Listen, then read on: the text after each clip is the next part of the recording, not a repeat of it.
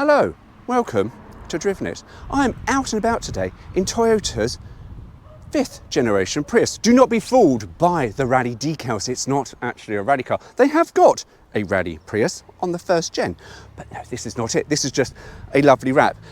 And yeah, I'll cut onto that at the end. However, this is a car that we should not have got in the UK, and I'll touch on that next.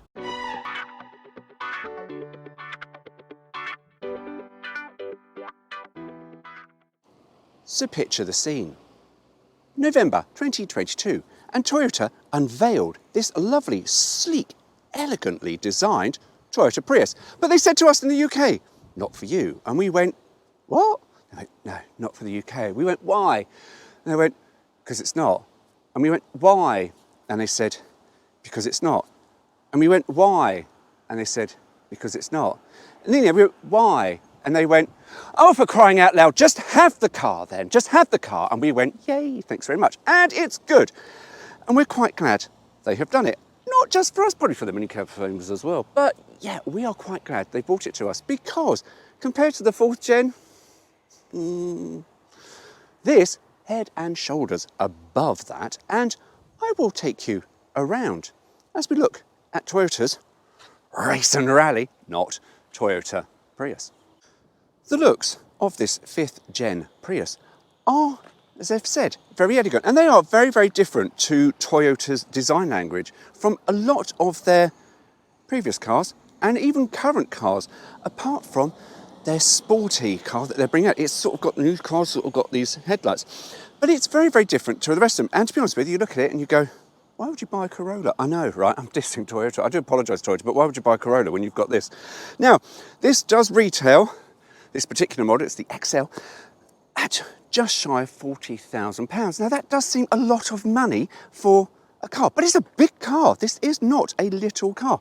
So for £40,000, you get quite a lot of tech as standard, which is quite nice, and I've had to use some of that tech. However, some of the tech is lovely, and some of it just isn't so overdone, particularly when you get inside. Side profile is elegant. Again, everything about the car is elegant. Now, one thing you'll notice, it's missing rear door handles. What I know, it's that typical thing of making it look more sporty than it actually is. However, I do sometimes criticise cars with the hidden door handles because sometimes they just do not feel very nice. This, oh, hello, that works really nice. It's got a really, really lovely feel to it. And it opens up to a rather spacious rear cabin. However, the under-thigh support of the rear seats is not great, but legroom is. So, yeah, it's reasonably comfortable, reasonably spacious in there. But yeah, just the under-thigh support for passengers is slightly lacking. The cabin of the Prius is rather nice. Yes, it is a bit austere. It's black, and it's got this blue light that I'll cut to now. Nighttime dashboards always look a little different. It's a bit like the Brighton i360. In the daytime, it just looks like this big massive rod with a big circly thing that goes up and down. Nighttime, with its own ambient lighting, it looks like a big massive space penis. Sorry, but if you have driven past it at night time and you'll see it, you'll go, oh yes, it's a space penis. However, thankfully, the dashboard of the Toyota Prius doesn't look like a penis. And it is actually remarkably nice. Now, there is this blue light across the dashboard, which I have just noticed. When I put it into drive, it dims down. When I press park, it lightens up slightly. And it sort of goes across to the other side of the dashboard. And yeah, blue lights in a car are very good. Blue lights, you do not want a blue light in your bedroom. And I'll tell you why. The blue light can disrupt your sleep pattern. It stops the release of melatonin into your body, which helps you have a very good night's sleep. So what you do find is with the blue light, it keeps you awake because without it, oh, and then you wake up. However, thankfully, though, I can tell you, this thing has this part here on the dashboard that is a facial recognition thing. And if you cover it up, it starts shouting at you because it thinks that you've actually slid over and fallen asleep at the wheel. So, you know, it has got things that will beep and stop you falling asleep. However, the nice blue light at night time will also prevent you from falling asleep. So yeah, the dashboard here is really, really lovely. It's just got a nice little feel to it. And it's also got physical buttons that you can see. But we'll get back to the touchscreen and the physicalness of this next. With that blue light in mind, because at nighttime dashboards always do look very differently. However, someone at Toyota after dark, it's like all the designers went off and someone was left with a big bag of Haribos and literally then just went crazy. And I tell you now, it's pointless. It really is beyond pointless. And it's so not really Toyota. But dotted around the dashboard and cockpit, there are 4 hashtags. And I will flash them up now because they just don't make sense. But you've got one in the glove box, one in this secret compartment here, one where your phone goes, but there's also one in the center console that you only find when you lift out the bit of carpet, and that one says hashtag console box. You would never find it unless you took the carpet out. And you do sit there going, Toyota, what? But I am so glad Toyota did that because it adds a little bit of fun to a car, which, let's be honest with you, so many manufacturers, they don't make cars very fun anymore. However, let's talk about the camera. So here we have a 12.3 inch touchscreen, which is very, very easy to use. And on the road, press the tags and you go, yep, yep, yep. Lovely. And it does work really, really nicely and it's very easy to use. However, one thing Toyota have done, because this car really is surprisingly driver focused, there is not much on the touchscreen, to be honest with you. And you will see here, and I'm going to rave about them, an array of buttons for the heater and ventilation system. And that is just beautiful to use. And there is this thing here called NanoX. And NanoX is something by Panasonic, and it drops bits of water into the filter and it just sort of gets rid of bacteria and stuff and makes the ambience of the car a little bit healthier for you, apparently so. But yes, it's sort of littered with cup holders and storage compartments, and yeah, it's just lovely. And we've got a nice heads-up display here, which again just carries everything you need except a rev counter. It would be nice if we had a rev counter, because when the engine's wham, I personally would like to see what it is doing instead of just having the econo gauge going way, way, way. But that's just a personal preference. And we've got driver modes here, a little bit small to find, but easy, and you can adapt the driver modes. And then you've got your charge modes, because it will charge when you're driving along. It has got self-charge ability. Though it is a plug-in hybrid, it has got self-charge. The gear stick, however, does come up with a bit of a gripe for me, because when I'm driving along and I want to put it into battery regen, bang, you put it into battery regen. There have been many times when I have gone into drive mode, because you want to put adaptive cruise on. It won't work with the adaptive cruise when you're on battery regen. And then what you do is you go across and go down, but sometimes it goes straight into neutral. And I think, oh, yeah, I never found that with the old Prius, but there we go. But yes, cabin, as I say, bit black, bit, but really, really lovely. And the seats are comfortable and the driving position is lovely. And visibility is quite amazing, really, quite lovely. Just very, very easy to drive. So yeah, there is that. Just touching something on Toyota's touchscreen here, because very easy to use, unlike their website. Now, I'm having a little bit of rant at Toyota, really, because we use Toyota's media website for all the information, but I had to look at something because the fuel economy ranges were really unrealistic on the media site. I went to the main site. Now, unlike this and the easiness of use, which is quite nice for a touchscreen, yeah, their website, second page in, because I went Toyota, Prius, it then comes up with that bloody capture thing that said, oh, are you enjoying the experience of the Toyota website? No, I'm not. Bugger off, I put. And I did put bugger off. I went, no. So, second page in wants to know, go away. So, yeah, Toyota, stop paying for that capture stuff. It's just a pain in the arse. It's just another pop-up. You go, oh, but yeah. Website, pain in the arse to use. This, lovely. So, you know, they've got that right. They really have got that right. On the steering wheel, let's just look at some more controls. Again, it's really, really easy to use. The only thing I would say is the mute button on the stereo. The stereo is very, very good. It's very basic. There's no option. It's got Bang & Olufsen or Harden, however you say it. I can never bloody pronounce it properly. But it does sound pretty good. And one of my test songs is George Benson, Give It the Night. Love it. And it's a really good song to check the ambiance and the sounds of cars. However, you press the mute button, because adverts come on the radio and you go, I don't want that. And then you press the mute button. If you press it too quick, it then changes the radio station, and I just find that really annoying. Around back of the Toyota Prius, it's not going well. Boot shuts, don't talk to me about those. The boot space, 284 litres, is not great, to be honest with you, for a car of this size that seats 5. So that is a bit of a problem. Folding down the rear seats, not a problem. However, one thing that is either a bit stupid or, as I discovered, you could turn it into a tent, is the parcel shelf, because I like multi-use items. I think I'm just making this up as I go along. See, you can turn it into a tent. That's lovely. For, if you go camping and you've got a child and you don't really want the child in... Should be child in there. I'm not child friendly, you see, so I don't really care. Or you're out and you've got some sunshine and you've got some drinks that you want to keep cold and out of the sun, put them under your sunshade. Or if it's really, really hot and sunny out there and you're getting sunburnt, acts as a rather gorgeous sunshade. So, it's got some uses, which I know I'm clutching at straws because I'm trying to think of other things you can do for this, because once you do take it out, it's got nowhere to... On the road, the new Prius really does surprise. It does surprise. This really has upped its game.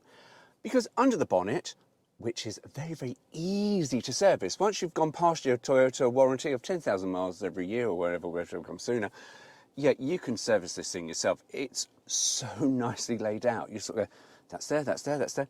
Many manufacturers can still learn a lot from Toyota with their bonnet displays. I mean, it doesn't look grand under there, but everything is accessible. However, that 2-litre engine, it will max out at 110 mile an hour. And I'll be honest with you, seems quite slow in today's current standards, but there we go. But we have got a 220 horsepower engine that's connected to a 164 kilowatt hour motor, I believe.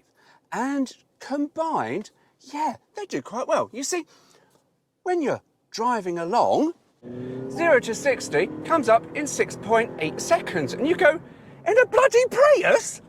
Yes, in a Prius. This thing on the move is sprightly at best described. And I went for a really, really nice long drive yesterday. And I tell you now, it's incredibly engaging to drive. It was in the fuel economy that confused me. You see, on the media site, it says that this thing can do up to 400 miles to the gallon, and it clearly can't. On Toyota's website, it claims about 136, I believe. Now, that's quite a lot, and will you ever get that? Probably not. But having been a little bit spicy behind the wheel last night, and you can get quite spicy behind the wheel if you're driving and suddenly think, do you know what, I fancy feeling a little bit spicy. This will really impress you. However, according to the computer, we had done 70 miles to the gallon, and that was using the petrol engine and the battery. Now, the battery has a range of about 44 miles on its own, and I can tell you, when you are a little bit woo, it will annihilate that battery far quicker than 44 miles, but it's so worth it.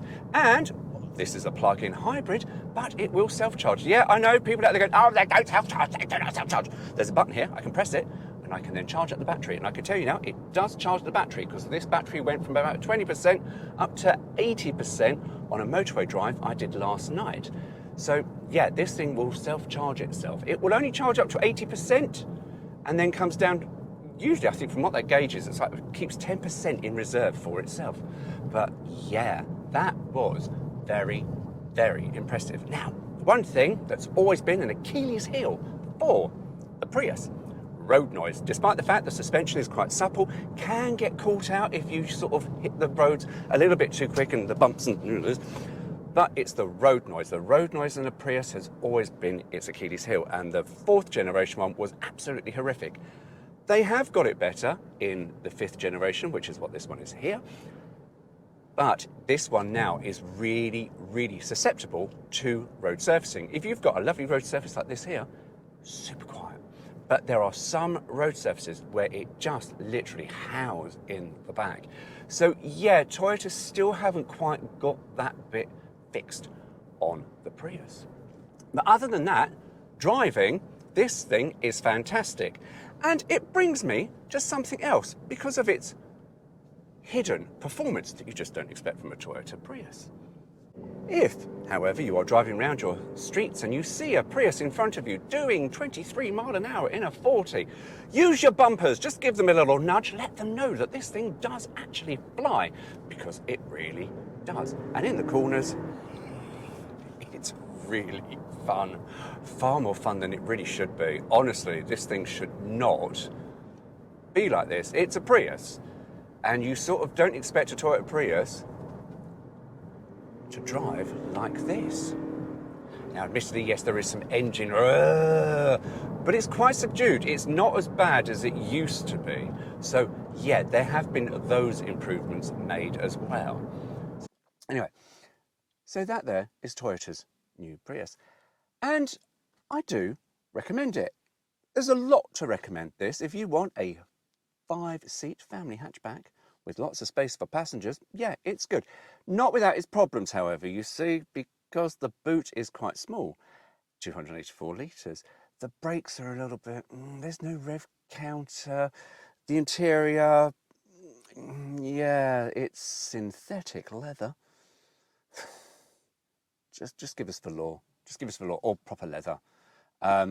Because, you know, they say, oh, it's synthetic leather. It's plastic. That's what it is. It's just plastic seating. And yeah, I'm going to touch on something because you know I'm going to bring it up. Boot shuts are really badly painted. It just absolutely gets me. But yeah, and the digital rear view mirror is quite hit and miss. Not as bad as in a Polestar, which makes your eyes go a bit funny, but at night time, absolutely hopeless. Thankfully though, a flick of a switch does revert it back to a normal mirror. So there is that. And door mirrors do actually fold in at any speed with the press of a button on the door. So there you have it. That is Toyota's not rally Prius. And I have to say, because it's quite bonkers, isn't it? Let's be honest with you. And now you can see why I bloody wanted it. And I have to thank Nicole at Toyota because I did have to mess my booking around. So I'm sort of, you know, a little bit arse-licking here for Toyota because they did go above and beyond, I think personally. Because I should have had that a couple of weeks ago and I had to cancel the booking because I had a feature to write for Auto Italia magazine. Bit of a dream come true, that. So yeah, I had to sort of, and I told them what I was doing and that I couldn't pick the car up, etc, etc, etc. And Nicole said, that's fine, blah, blah, blah, blah. Anyway, I went to pick it up and she went, here's your car. And it was the red one. And I went, oh, I wanted the rally one. And I had asked for the rally one ages ago. And do you know what? She went above and beyond and sorted it out for me. So Nicole, mwah, thank you so much for sorting out the bonkers rally car because yeah, it is a bit mad, isn't it? Anyway, so I'm going to conclude with the Prius. What do I think of it? Would I put one on my driveway? Actually, do you know what? For just under £40,000, I would. I tell you, it is really, really nice to drive. The road noise, yeah, there's some bits here and there that are just, I think, could be better. And to be honest with you, the small boot, I can live without the small boot. I mean, if I need a bigger boot, I've got Bolingo, right? So, yeah, some of it, though, just needs a little bit of a tweak, I think, here and there. But I'm so glad that Toyota brought this in. If they hadn't brought this car in and said to us, no, flat out right, then I think we would have been done a disservice by Toyota because it is stonking and really, really bloody nice to drive. And that's what absolutely gets you. When you sort of think Prius, you go, get behind the wheel of that. And yeah, because I'll tell you now, I'm going to be quite honest with you, the Prius, when it came out with that hybrid technology over 25 years ago, I sat there and I was went, oh, Toyota. And I just was not a fan. I just thought, what is this fandangle stuff that you're trying to bring on us? And yeah, I can tell you now, having driven Toyota's Mark I Prius, oh my God, it really was incredible. And yeah, I've had to backtrack on that. And I've had to say I've backtracked on that many times because I do feel quite guilty. And even the display, that's got a lovely, lovely, clear, crystal clear display. Well, the first gen Prius looks like someone's got a Nintendo colour and just shoved it on the dashboard. And then the Prius sort of got the reputation of being a minicab special. And you go, which sort of might have sort of damaged it. But do you know what? Forget that thing around the Prius being a minicab, being just a nothing car, because it is exceptional for what it can do, for what it does. Yeah, you know, and as I've said, in the driving impressions, you fancy, you know, driving home from work and you're just like, oh, and you want to be a bit spicy. That is exceptional. I mean, if you want to, I would speak to your Toyota dealer and say, can I have the rally graphics? There isn't a kit for the rally graphics, but I'm sure Toyota could give you one with rally graphics on, because I just think it's just amazing. Anyway, I better go now, because I think I better go and wash the car before I take it back, because it's a bit grubby. But anyway, mind you go, take care. See you soon. Bonkers.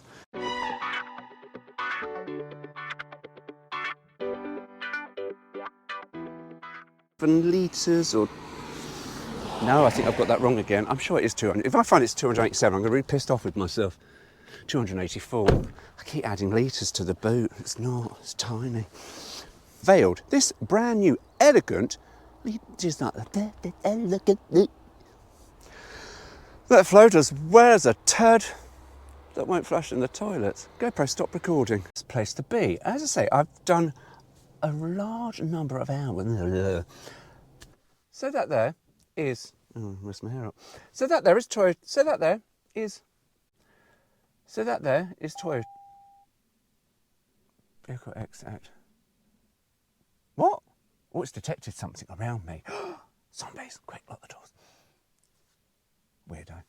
Night time is when this thing sort of... No, that's bullshit. Hang on, let me try and think. I'm going to keep this thing running because I can't remember what I was going to say.